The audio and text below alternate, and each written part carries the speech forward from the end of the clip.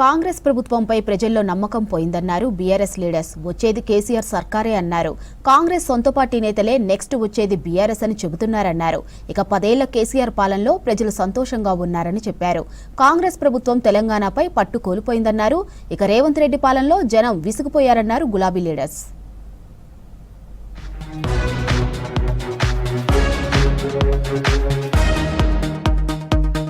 మాజీ ముఖ్యమంత్రి కేసీఆర్ తో భేటీ అయ్యారు జీవన్ రెడ్డి. బీఆర్ఎస్ పార్టీలో చేరాలని నిన్న జీవన్ రెడ్డిని ఆహ్వానించారు ఆ party working president KTR. Erravelli farm house లో కేసీఆర్ తో భేటీ అయ్యారు. జీవన్ రెడ్డిని సాదరంగా ఆహ్వానించారు కేసీఆర్. తాజా రాజకీయాల గురించి మాట్లాడారు. జగిత్యాలలో పార్టీ బలోపేతంపై చర్చించారు ఇరువురు నేతలు. అన్నా, మీతో కలిసి పనిచేయమని దేవుడే నన్ను పంపించాడంటూ జీవన్ రెడ్డి భావోద్వేగానికి గురయ్యారు.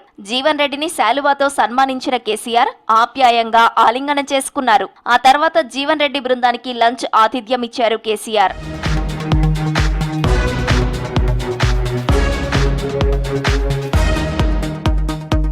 కాంగ్రెస్ ప్రభుత్వం తెలంగాణపై పట్టు కోల్పోయిందన్నారు మాజీ మంత్రి జీవన్ రెడ్డి. కాంగ్రెస్ సర్కార్ తిరోగమనంలో ఉందన్నారు. తెలంగాణ ప్రజలు కేసీఆర్ సీఎం కావాలని కోరుకుంటున్నారన్నారు. ఒకప్పుడు పీసీసీ ఏం చెబితే సీఎం అది చేసేవారని, ఇప్పుడు రేవంత్ ఏం చెబితే పీసీసీ అది చేస్తోందన్నారు. తప్పు పీసీసీ చేసి నింద ఏఐసీసీపై వేస్తోందని ఆరోపించారు జీవన్ రెడ్డి. రేవంత్ రెడ్డి గారు ఏం చేసిండు? ఒకవేళ నిజంగానే అధిష్టానం తప్పు చేసినా కానీ ఆ తప్పు ఎవరు మోయాలి? అధిష్టానానికి మరక అంటకుంటే ఏదైతుందో ఈ పొరపాటు మాతో జరిగింది అని చెప్పుకోవాలి. కానీ ఏదైతుందో ఈయన చేసిన తప్పు ఏదైతుందో అధిష్టానం మీద రుద్దే ప్రయత్నం చేస్తాడే. ఐ టోల్డ్, ఇప్పుడే చెప్తున్నా మళ్ళీ నేను, ఇవాళ కాంగ్రెస్ పార్టీ అధిష్టానం ఆధిపత్యం కోల్పోయింది, రాష్ట్ర ప్రభుత్వం పైన ఆధిపత్యం కోల్పోయింది. కాబట్టి వీళ్ళకి ఇటువంటి పరిస్థితి కొనసాగుతుంది. దాని బాధ్యత ఏదైతుందో అధిష్టానం కూడా తమ నిర్లప్తత వల్ల వైఫల్యాన్ని కూడా వాళ్ళు సరి చేసుకోవాలి. నేను అధికార పార్టీకి వెళ్ళి ప్రతిపక్ష పార్టీలకు పోయే ప్రయత్నం చేస్తున్నాను చెప్పారంటే అధికార పార్టీ వైఫల్యాలను ఏదైతుందో నేను ప్రజల పక్షాన నిలబడి పోరాటం చేయాలి భావనతో చెప్పంటున్నాను.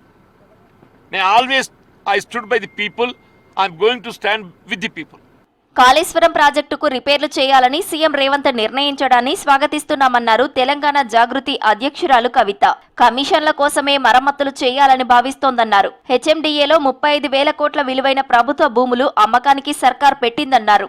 ఆర్థిక శాఖ నిబంధనలకు విరుద్ధంగా 1140 కోట్ల పనులను నామినేషన్ పద్ధతిలో కాంట్రాక్టులు ఇచ్చారని ఆరోపించారు. 2023లో ఆఫీసర్స్ కమిటీ ఒక రికమెండేషన్ ఇచ్చింది. టెండర్ వేయకుండా ఇట్లా ఇవ్వడానికి లేదు, నామినేషన్ బేసిస్ మీద ఇవ్వద్దు అని చెప్పి ఆఫీసర్స్ కమిటీ డైరెక్ట్గా రిపోర్ట్ ఇచ్చింది. ఇంతవరకు ముఖ్యమంత్రి గారు ఆ రిపోర్టుని పట్టించుకోకుండా దాదాపు 1148 కోట్ల రూపాయలను నామినేషన్ పద్ధతిలో ఇవ్వడాన్ని మేము తీవ్రంగా ఖండిస్తూ ఉన్నాం. జిహెచ్ఎంసీలో ఏ డిపార్ట్మెంట్ అయినా సరే టెండర్తోని జరగాలని చెప్పి నేను డిమాండ్ చేస్తున్నా.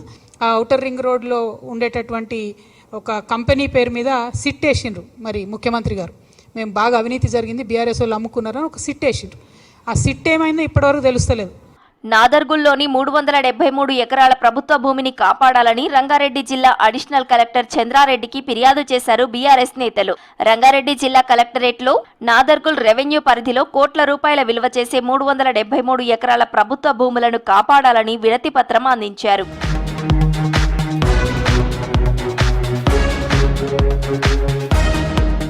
వైశాఖి వేడుకలకు మాజీ మంత్రి కేటీఆర్ ను ఆహ్వానించింది అమీర్పేట గురుద్వారా కమిటీ.